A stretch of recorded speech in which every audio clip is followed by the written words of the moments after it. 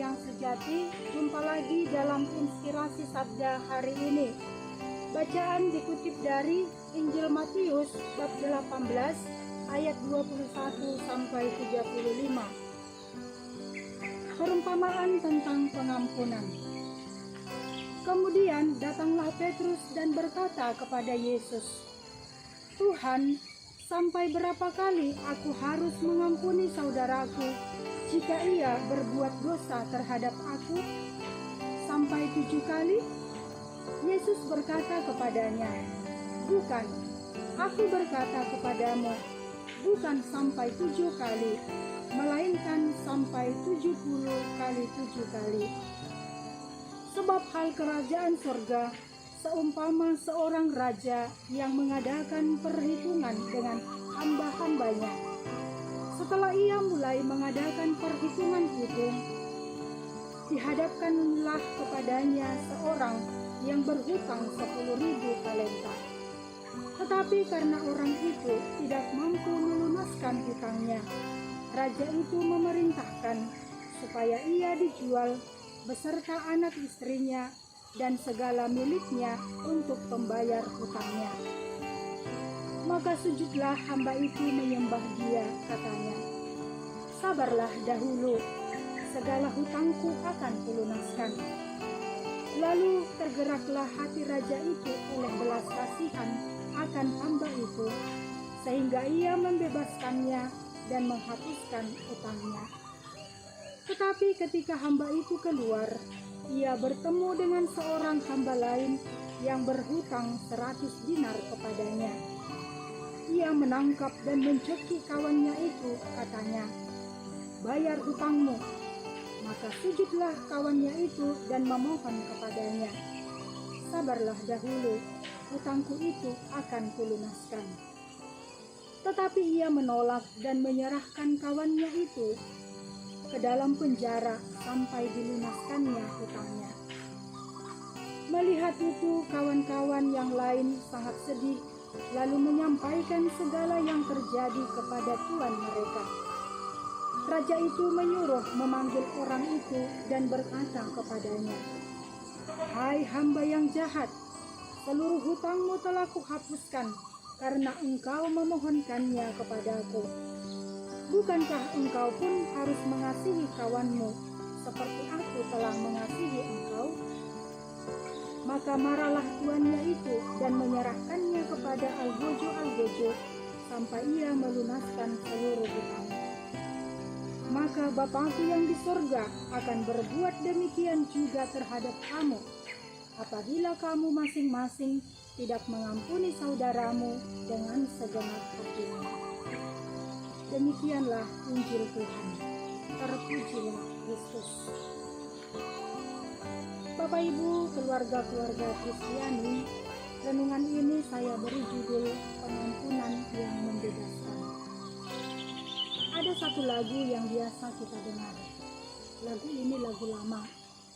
Saya nyanyikan sepenggal saja. Satu kali kau sakiti hatimu, masih ku maafkan. 2 kali kau sakiti hatimu, juga ku maafkan. Tapi jangan sampai 3 kali, jangan, oh jangan. Cukuplah sudah, jangan kau ulang lagi. Dari sepenggal lagu ini saya menyimpulkan memaafkan dan mengampuni itu tidak mudah. Dalam banyak pengalaman, mengampuni orang yang mengecewakan dan menyakiti hati tidaklah selalu mudah. Hal ini terbukti dari banyaknya peristiwa penganiayaan dan pembunuhan pada sesamanya karena unsur sakit hati dan balas dendam. Dalam kasus lain, keluarga-keluarga yang broken home, pasangan suami istri berpisah, bisa terjadi karena tidak ada pengampunan satu dengan yang lain. Fenomena ini sebenarnya menjadi gambaran kita yang tidak selalu mudah mengampuni. Namun, walaupun tidak selalu mudah, dapatkah dibenarkan seorang Kristiani tetap menyimpan rasa benci, sakit hati, dan dendam kepada sesamanya yang bersalah? Bukankah Anda dan saya juga pernah bersalah dan menyakiti hati orang lain? Bapak, Ibu, saudara-saudari yang terkasih, barangkali kita pernah mendengar kisah duka yang menimpa keluarga Ibu Elizabeth pada tahun 2014 di Jakarta. Putri tunggalnya yang bernama Ade Sarah meninggal dibunuh sahabat-sahabatnya. Motif pembunuhan karena sakit hati. Sebagai orang tua, ia sangat bersedih.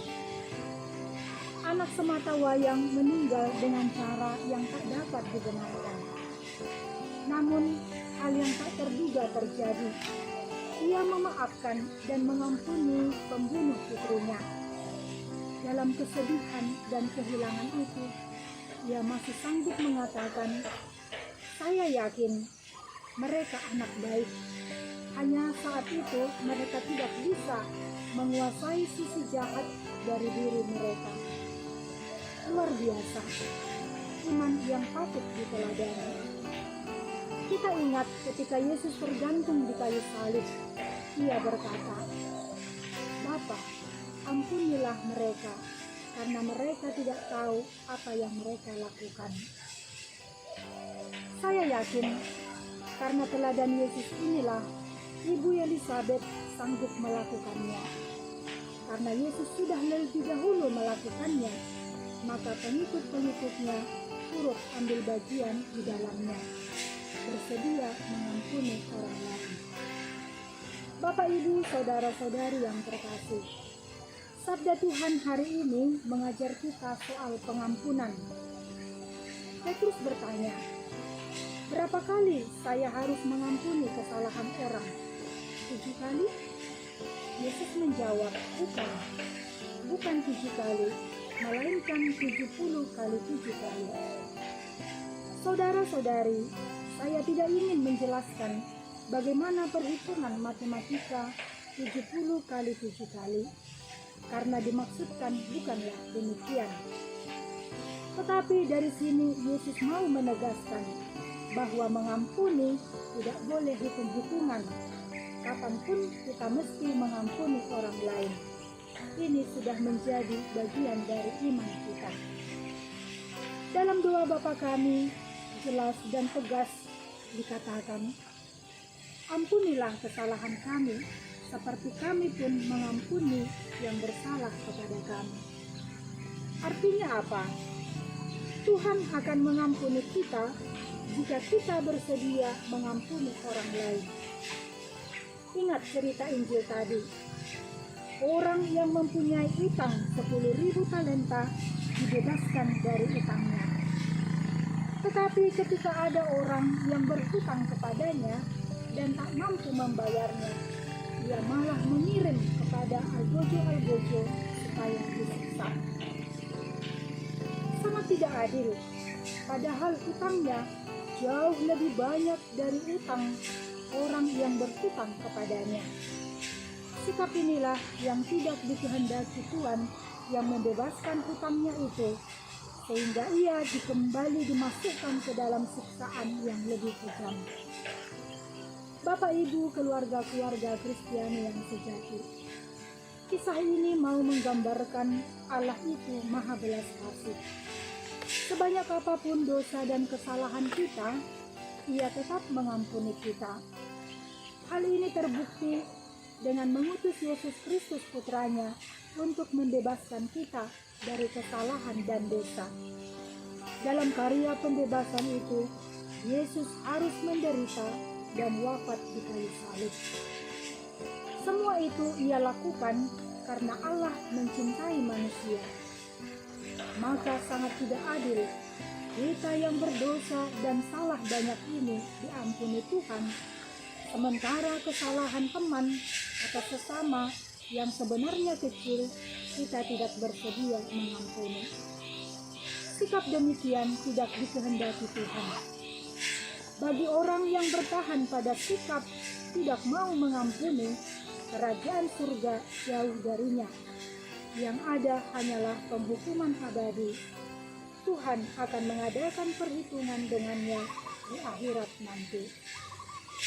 Bapak Ibu keluarga-keluarga Kristiani yang sejati, apa itu mengampuni? Mengampuni menurut iman Katolik adalah pembebasan dari kesalahan dan dosa. Jika saya bahasakan dalam pengalaman harian saya, mengampuni berarti saya tidak mengingat-ingat kesalahan orang lain lagi. Dalam hal ini bukan berarti kita sama sekali telah melupakan atau menghilangkan apa yang pernah ia lakukan dalam memori kita, sebab itu tidak mungkin. Sebab sesuatu yang sudah pernah terjadi akan selalu tersimpan dalam memori ingatan kita. Hanya saja dalam hal mengampuni, sikap dan tindakan yang jahat atau menyakitkan itu tidak menjadi penghalang bagi kita untuk kembali mengasihi, menghargai, dan menghormatinya sebagai manusia yang bermartabat, sebagai sesama yang juga dicintai Allah. Saudara-saudari yang terkasih, kemurahan hati untuk mengampuni mesti selalu terjadi dalam keluarga-keluarga kita. Ini harus menjadi spirit setiap anggota di dalamnya. Yakinlah, bila setiap anggota keluarga murah hati dalam memberi maaf dan ampun kepada yang lain, kemarahan, pertengkaran, percekcokan, curiga akan jauh dari kehidupan keluarga kita. Sebaliknya, jika kita selalu melihat orang lain lebih bersalah dan menyakiti hati tanpa memberi ruang maaf dan pengampunan, yakinlah yang ada hanyalah perselisihan, kemarahan, pertengkaran. Akhirnya masing-masing berjalan sendiri-sendiri. Tidak ada lagi kebersamaan sebagai anggota keluarga Kristiani. Bagaimana? Sulit? Akan sulit jika kita hanya mengandalkan pikiran dan ego kita saja. Dan akan selalu mudah jika kita mengandalkan Tuhan, serta rendah hati mengakui diri yang juga adalah terbatas, pernah bersalah dan menyakiti orang lain. Bapak Ibu, saudara-saudari Kristiani yang sejati, kita latih diri kita murah hati, memberi maaf dan ampun pada orang lain. Rahmat akan berlimpah bagi orang yang murah hati mengampuni sesamanya. Ia menjadi saluran rahmat Allah dalam keluarga, masyarakat, dan gereja. Dengan mengampuni, hati kita menjadi lebih damai dan tenang.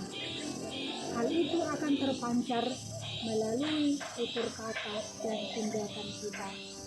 Tuhan memberkati. Amin.